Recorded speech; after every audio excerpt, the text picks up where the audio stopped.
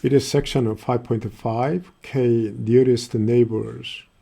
The k nearest neighbor classifier, kNN classifier, is simple and fairly straightforward, and it's a lazy learner.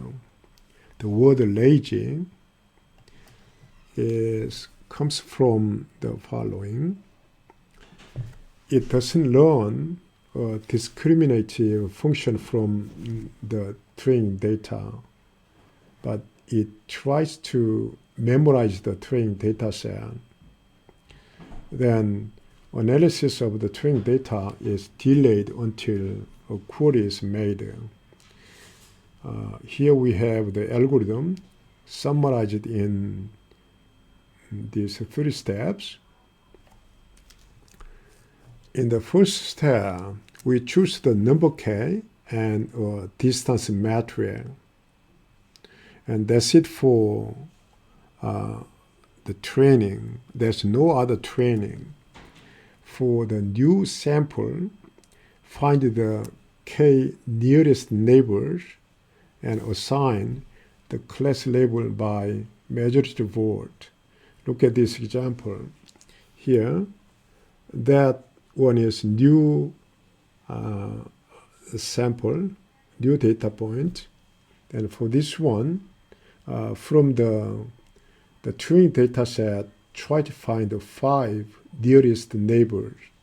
Then here we have 3 triangles, 1 circle, and 1 plus.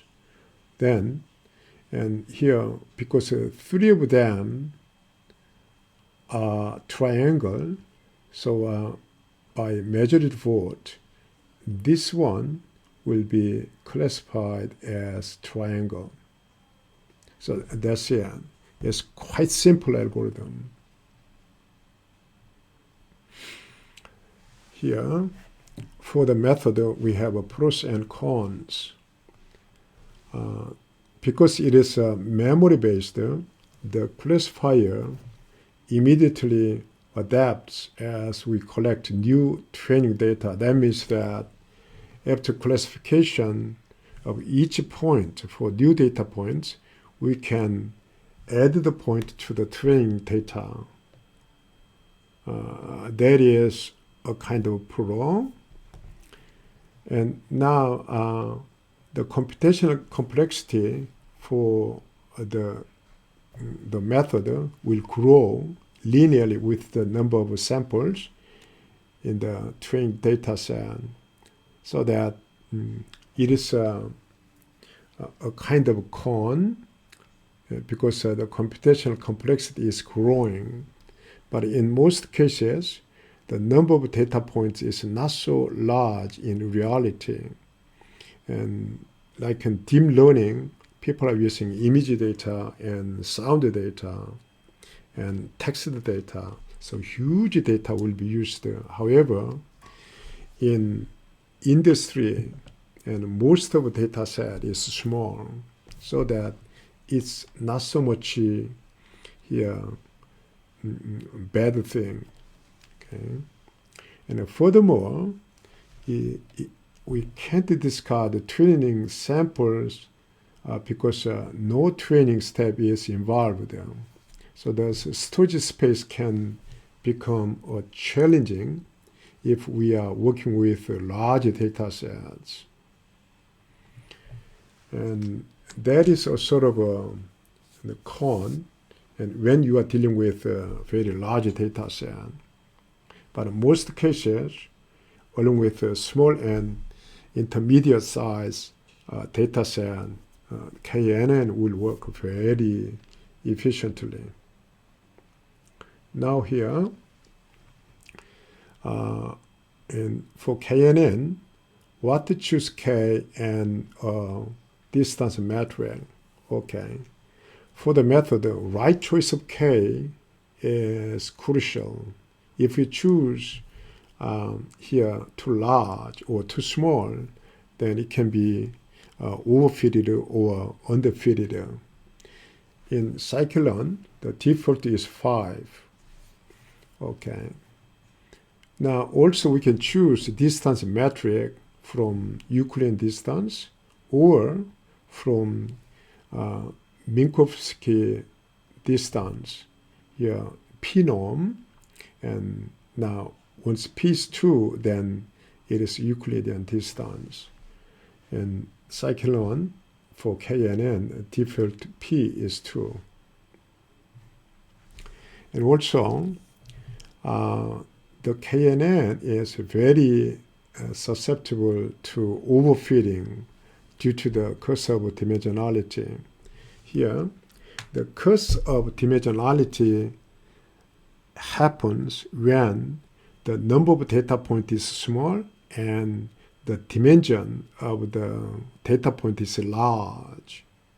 Then, for example, if we put 100 points in one-dimensional interval, then it can be dense. However, if it is projected to 2 dimensions, then relatively less dense.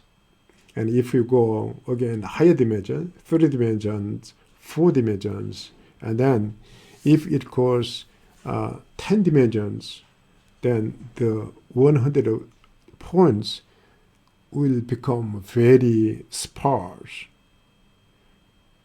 so that the dimension is increasing, then the classification algorithms are not working well. So that phenomenon is called curse of dimensionality.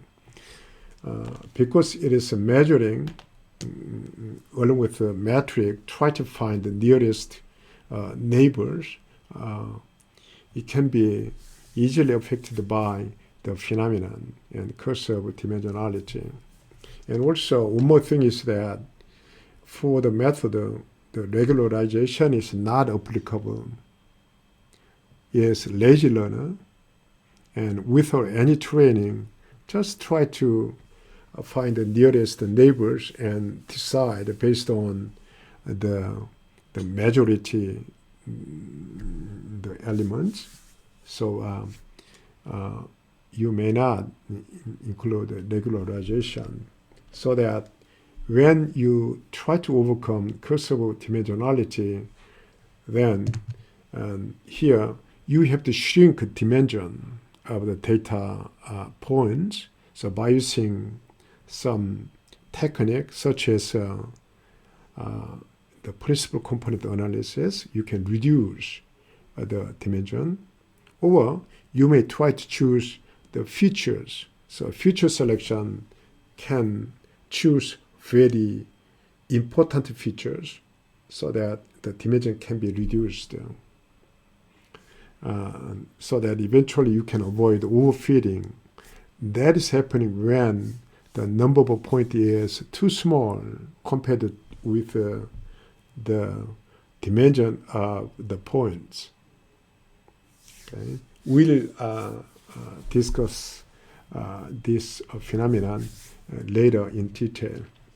Okay, this is end of the section and end of the chapter. Thank you.